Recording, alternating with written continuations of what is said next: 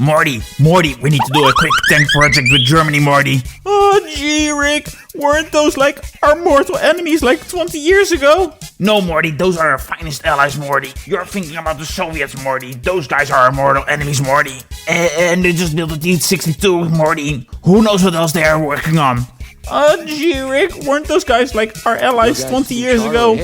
Morty, stop asking stupid questions. Let's go. Quick in and out 20-minute tank project with Germany.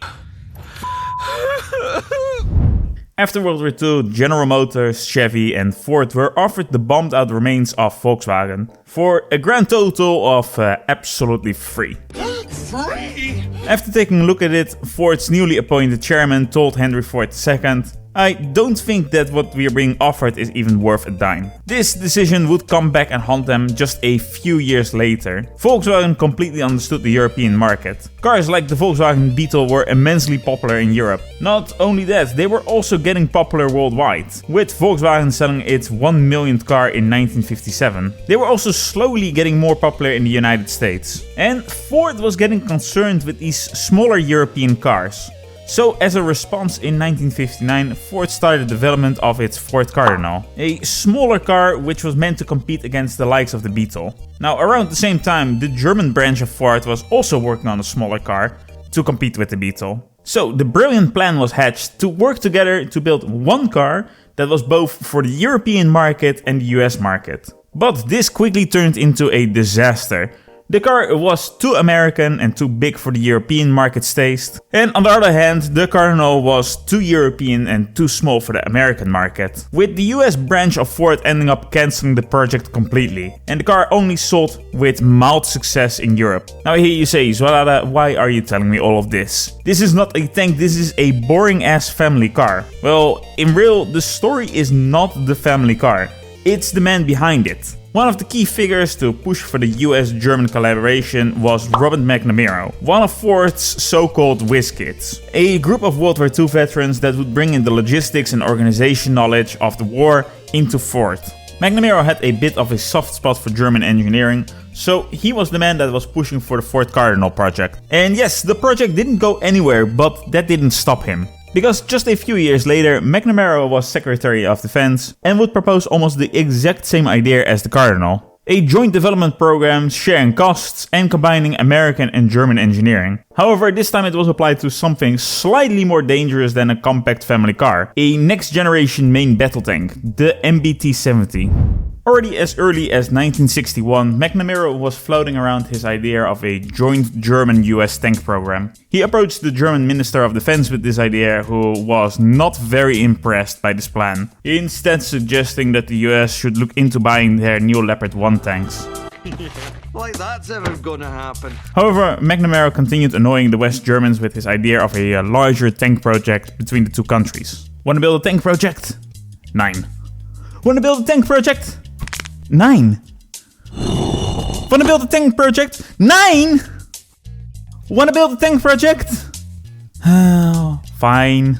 In 1962, West Germany agreed on this joint tank project, with a formal agreement reached in 1963 by both countries. The MBT-70, or in German Kampfpanzer 70, had a few goals. The most important and most direct one was it was gonna be a response for the new Soviet T-62 tank and whatever the fuck those crazy commies came up with next.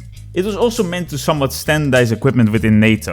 NATO member states at the time had a disjointed mess of tanks. They all had different tanks, all with different ammunition, fuel, spare parts, a complete logistic nightmare if war actually broke out. The hope was that as many NATO state members as possible would adopt this tank, standardizing maintenance, ammunition, parts, and just making life a whole lot easier if there was ever a conflict. There were even hopes that France and Britain would buy these tanks if they saw what Germany and the US cooked up. Even better, this tank was going to be a leap in tank technology that could be bought at a fraction of the price of all of those other silly domestically made tanks. With the US and Germany both focusing on their industrial strengths, which would cut down costs and not only make this tank the best tank in the world, it would also be one of the most affordable ones. In the business, we call this foreshadowing. A joint engineering agency and design team was created with 50% representations of both countries. Germany was selected as the location of the initial design phase of the program. In September 1964, the two teams gathered in Germany for the initial design phase of the program, with the eventual goal of having a tank ready for production in 1970. The plan was that the two groups would then relocate to Detroit, Michigan, after the initial design phase was completed. But this is the point where dumb fuckery on an industrial scale started to happen. So this first phase was not to take very long.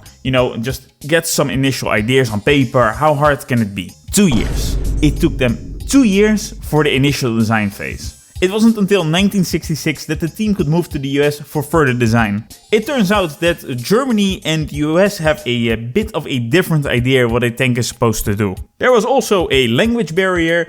Both countries had different industrial and engineering procedures, making this just a whole lot harder than expected. And because both countries had 50% of a say in the project, it resulted in some very strange compromises. The most famous example probably being that both countries couldn't agree if they had to use the metric system, how God intended it, or, I don't know, feet or some weird shit. 195 of them?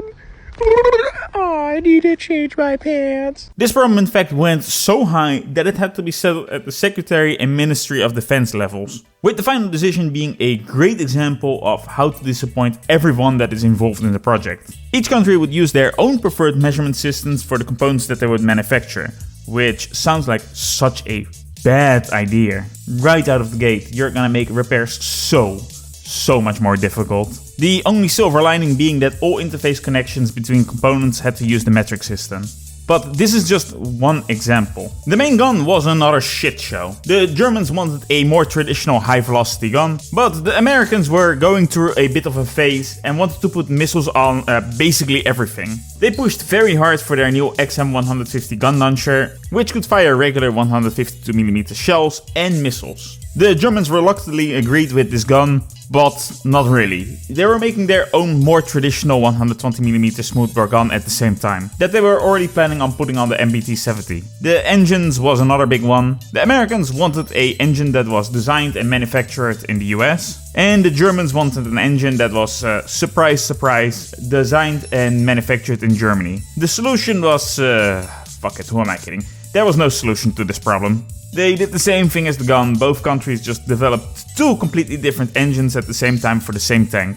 Now, even though it seemed like this was never gonna work out, especially after all the debates, compromises and delays, it really shouldn't have. But a series of prototypes were being constructed in 1965.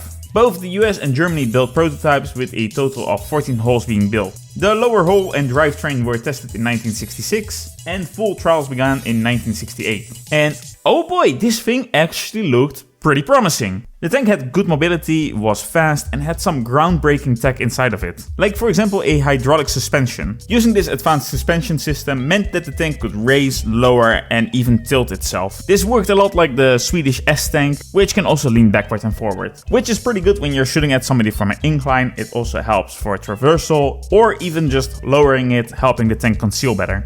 The turret itself was also very strange and interesting at the same time. So for a normal tank, you just shove a few guys in the hole and then just slap the turret on top of it, right? So, okay, the MBT-70 was a bit different, with instead of some people sitting in the hole, now everyone was just located in the rotating turret.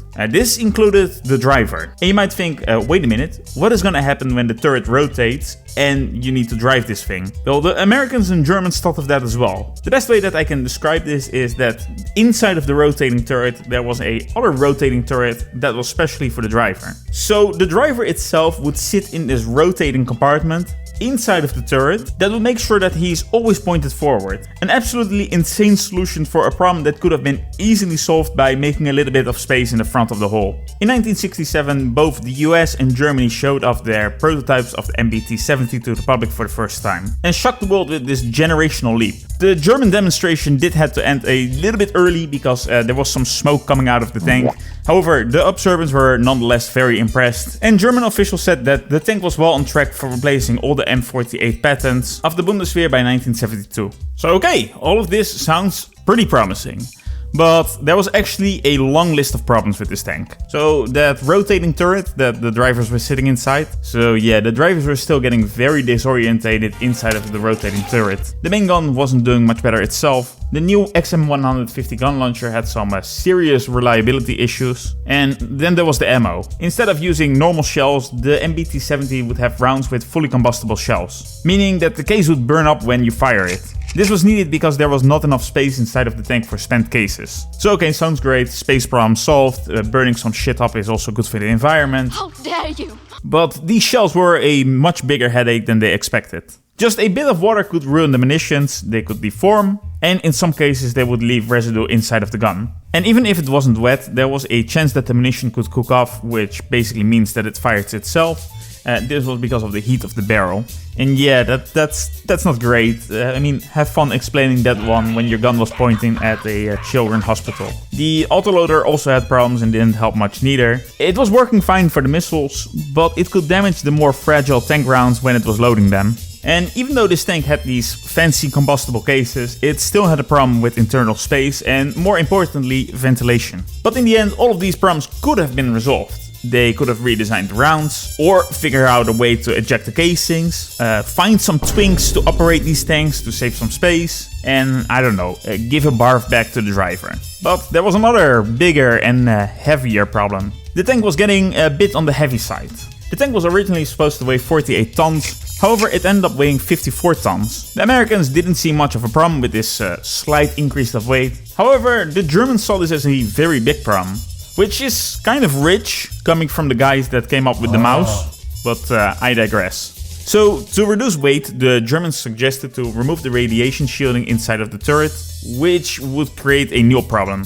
Because the entire crew inside of the turret design was built around the idea of protecting the crew against nuclear threats. And removing the radiation shielding inside of the turret would basically defeat the whole point of this whole design. And that is where we basically run into the same problem as the Ford Cardinal. Both the Germans and the Americans had a completely different idea of what they were going to use this tank for and what it needed to do. The Americans were preparing for a nuclear war with the Soviets, so removing the radiation shielding was a big no-no. The Germans, on the other hand, were expecting a more conventional war. Plus, this tank had to do very silly things like cross bridges inside of Europe. So all that unnecessary extra weight was gonna cause even more problems for them. The Americans also wanted things like an air conditioning and advanced filtering systems for global use, while the Germans saw this as well as unnecessary weight. So, just like the Ford Cardinal, it was one vehicle trying to please two countries with completely different views and expectations of this vehicle, with the end result being that it pleased nobody. They just couldn't agree on what this thing had to do.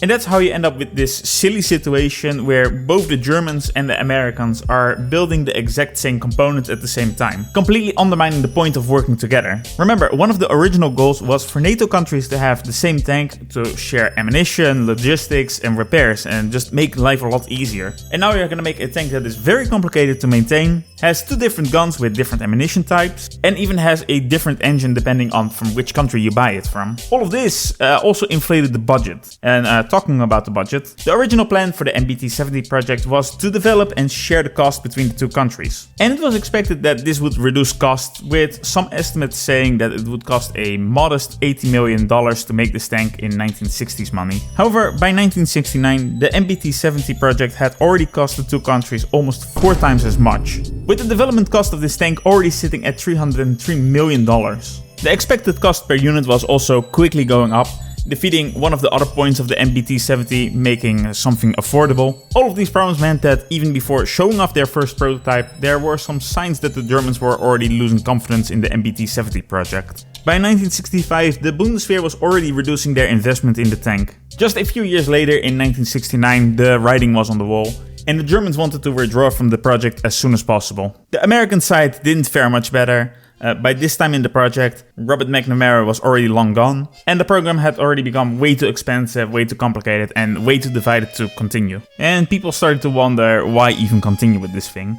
So by 1970, after years of development, hundreds of millions of dollars spent, and a tank that was honestly pretty impressive, but just way too complicated, the project was cancelled. Both countries did try to do something with the leftovers of the project. The Americans tried to salvage what they could, trying to make a more simplified version of this tank named the XM803, removing some of the more complicated features in an attempt to cut costs, but still it wasn't good enough. And in the end, even that program was cancelled. The Germans, on the other hand, still haunted by the ghost of the Austrian man with a very funny mustache, tried to use the chassis to make a tank destroyer, Which was the style at the time. which made the VT-1-1, which I have a whole video about, but yeah, suffice to say, that didn't go anywhere neither. In the end, all of that time, all of that money and all of that effort produced not a single tank. The moral of the story, group projects suck.